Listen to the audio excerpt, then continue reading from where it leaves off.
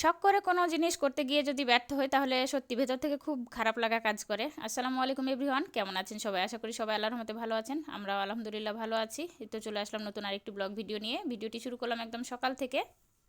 প্রথমে এই তো একটা ডিম সেদ্ধ করতে দিয়ে দিলাম, অনেক ঠান্ডা লেগেছিল আর এই তো কয়েকদিন থেকে অনেক কাশি হচ্ছে। তো যাই হোক, ডিমটা সেদ্ধ দিয়ে দিলাম। ছেলে মেয়েরা তো স্কুলে চলে গিয়েছে, ওদের জন্য আর ডিম সেদ্ধ করে রাখলাম না, ঠান্ডা হয়ে যাবে। আর এদিকেই তো পরোটা ভেজে নিচ্ছিলাম। তো পরোটা ভেজে নিয়ে তারপরে নাস্তাটা করে নিব। পরোটা সাথে তো ডিম আর চা করব। আর ভাজির ঝামেলা আজকে আর করলাম না। তো এই তো এখন ডিম একটা ভেজে নিলাম। আর এই তো চা বসিয়ে দিয়েছি আরেক চুলায়। আর যেহেতু ইন্ডাকশন ফাঁকা নেই, ডিম সেদ্ধ হচ্ছে, এজন্য আর কি চুলাতেই দিয়ে দিলাম, গ্যাসের চুলায়। হাজব্যান্ডকে রুটি বানিয়ে দিয়েছিলাম আর রাতের তরকারি ছিল, সেটা গরম করে দিয়েছিলাম। ও খেয়ে চলে গিয়েছে ছেলে মেয়েকে নিয়ে। আর এই যে দেখেন ডিমের অবস্থা, কি করে যে খোসা ছাড়ালাম, একদম নষ্ট হয়ে গেছে।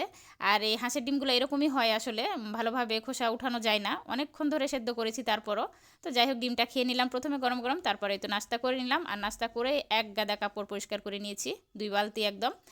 কাপড় অনেক নোংরা হয়েছিল। আর নোংরা বলতে খুব একটা নোংরা না, যেহেতু গরমকাল শেষ, সেজন্য আর কি গরমের যে কাপড় চোপড় ছিল সেগুলো পরিষ্কার করে তুলে রেখে দিব।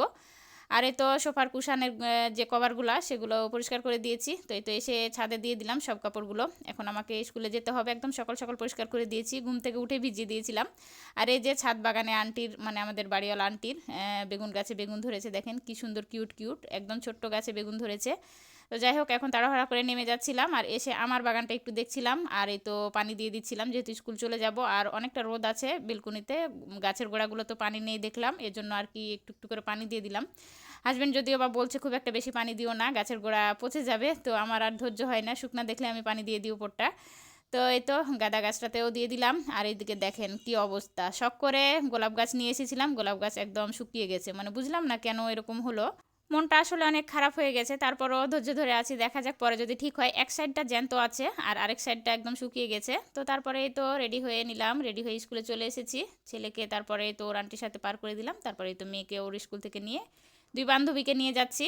ওর আম্মু আজকে ফোন দিয়েছিল, মানে আরেক ভাবি আর কি, যে মেয়েকে নিয়ে চলে আসিয়েন, আমরা একই ফ্ল্যাটে থাকি। তো এই তো বাসায় এসে প্রথমে শিং মাছটা ভিজালাম। আর এই যে বাইরে যাওয়া মানে একটু দোকানে গেলে একটা না একটা মানে দরকার পড়ে যায়।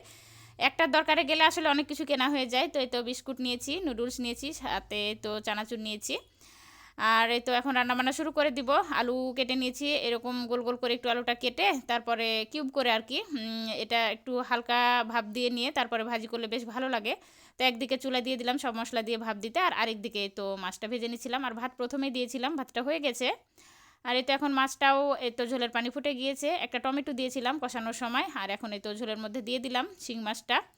শিং মাছটা আমার মেয়ের খুবই পছন্দের। আর এদিকে দেখেন কি অবস্থা করেছি, সকালে খাসির মাংস ভিজিয়ে গিয়েছিলাম, খাসির মাংসটা কষিয়ে রাখবো, ঈদে যেভাবে কষানো হয় মাংস আর কি, সেভাবে আর কি কষিয়ে রান্না করলে ভালো লাগে 2 দিন যদি কষানো হয়। এজন্য আর কি বের করলাম খাসির মাংসটা।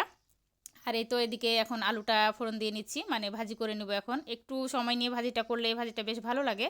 তো সময় নিয়েই করবো আলুর ভাজিটা। আর এদিকেই তো মাছ রান্না হয়ে গেছে, এরকম ঝোল থাকতে চুলাটা বন্ধ করে দিলাম, চুলা তো ফাঁকা হয়ে গেছে। এখন এই তো খাসির মাংসটা কষিয়ে নিব, এটা থেকে অনেকটা পানি বের হবে। আর খাসির মাংস অনেক চর্বি ছিল, একটু সময় নিয়ে কষিয়ে নিচ্ছি। আর এদিকে বাচ্চাদের অবস্থা দেখেন, ছোট্ট ফ্রাই প্যান নিয়ে ও 1 পিস মাংস নিয়ে ওরা 2 ভাই বোনে কি করছে।